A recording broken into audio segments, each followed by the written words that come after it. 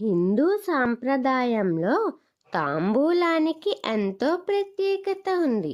ఇది కేవలం ఆహారపు పదార్థం మాత్రమే కాదు, దీని వెనకున్న ఆధ్యాత్మిక ఆయుర్వేద సాంప్రదాయ విశేషాలు చాలానే ఉన్నాయట.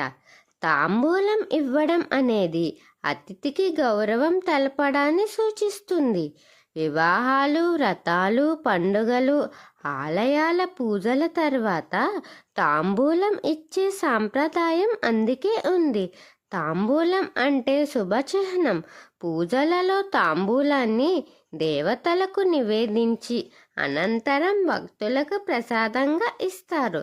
ఇది సంపూర్ణతను సూచిస్తుందట. పూజ అనంతమైన శుభాన్ని తెలిపే సూచకం. తాంబూలం దేవతలకు సమర్పించిన తర్వాత దానిలో ఆ దేవత శక్తి దిగిందని నమ్ముతారట. కాబట్టి దాన్ని ప్రసాదంగా తీసుకోవడం ద్వారా ఆ శక్తిని మనం పొందుతాం. తాంబూలంలోని పదార్థాలు ముఖ్యంగా పానగడ ఒక్క శరీరాన్ని, మూలాధార చక్రాన్ని ఉత్తేజితం చేస్తారని తాంత్రికులు భావిస్తారట.